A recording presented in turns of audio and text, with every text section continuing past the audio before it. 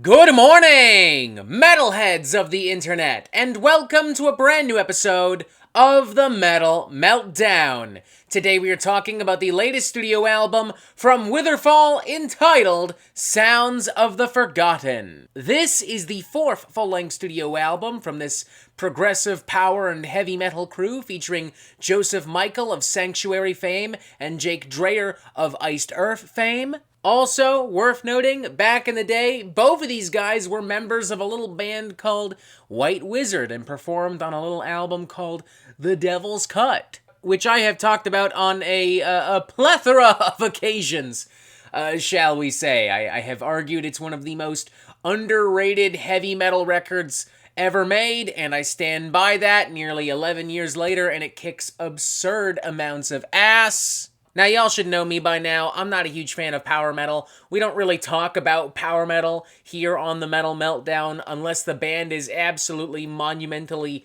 massive, or unless there's like a particular album that I feel I can add something to the conversation instead of just shaking my head and going, it's power metal, I don't like it, meh. With this in mind, me even talking about Witherfall, I would argue means this album is probably worth your time.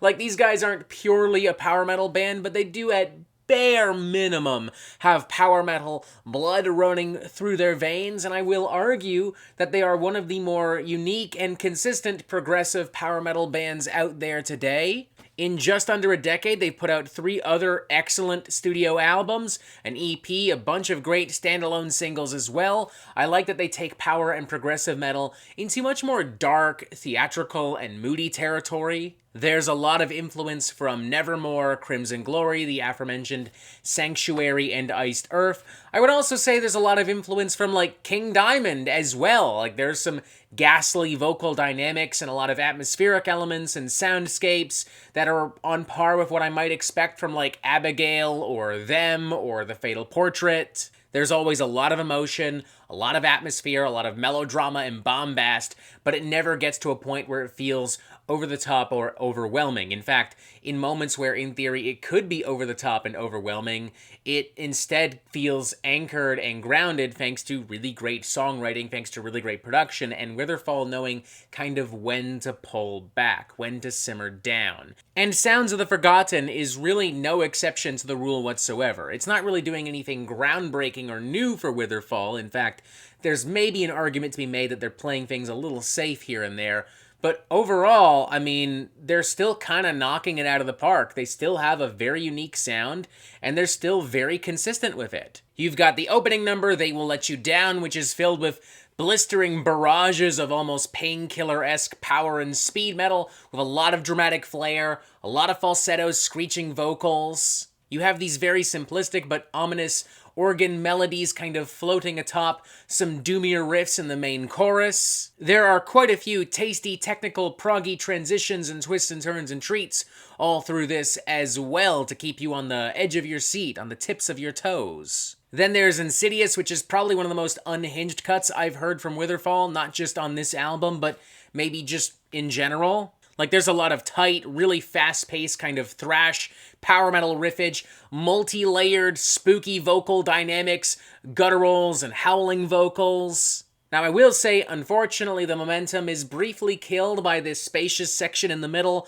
with acoustic guitars and atmospheric elements and this more maniacal, quiet kind of vocal performance that's a little bit too Marilyn Manson for my personal liking. But things very quickly get back on track afterwards with onslaughts of progressive power and thrash metal and some really great guitar wizardry. Then there's Ceremony of Fire, which really does feel like prog metal King Diamond, straight up, with a variety of different guitar and drum dynamics and pyrotechnics. You have these tight, technical, syncopated beatdowns and transitions and grooves. You have these scorching, searing, soaring guitar leads, twin guitar hooks and licks, neoclassical shredding galore. And all of this paired with the kind of evocative, gothic melodies and one-of-a-kind falsetto vocals that I would expect of King Diamond. Think Abigail meets Don't Break the Oath with a bit of like early Dream Theater, and you're kind of in the right ballpark. There's a lot of charm and sizzle and darkness too, weirdly, in interluding and instrumental cuts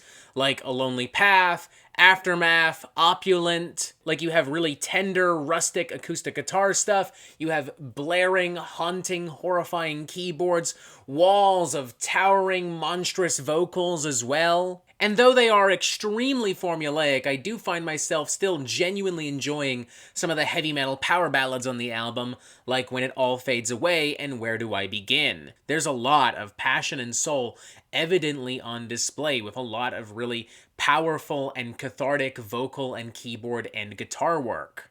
Like, you almost get the feeling that these cuts were like maybe a little difficult for the Witherfall guys to put together. They just sound and feel so heart-wrenching. As far as the mixing and mastering and production is concerned, I feel like this is what every progressive power metal album should strive to sound like.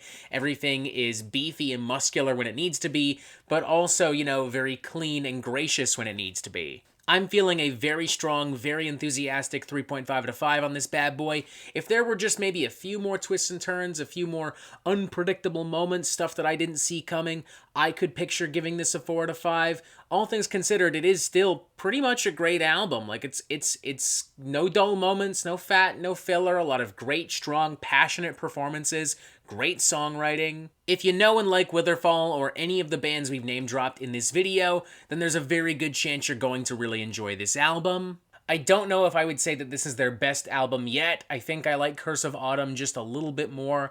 That just felt maybe a little bit more fresh and impactful to me. It is nonetheless still a really good album. If it ain't winning the gold medal, it's at bare minimum winning the silver medal. Once again, very strong, very enthusiastic 3.5 out of 5. Another really good record from one of the few power metal or power metal adjacent bands that I actually pay attention to.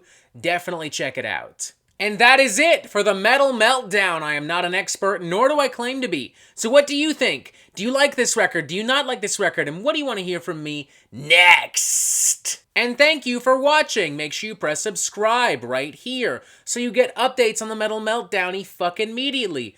Look, there's even more stuff here. And as always, you have yourself a fantastic fucking day.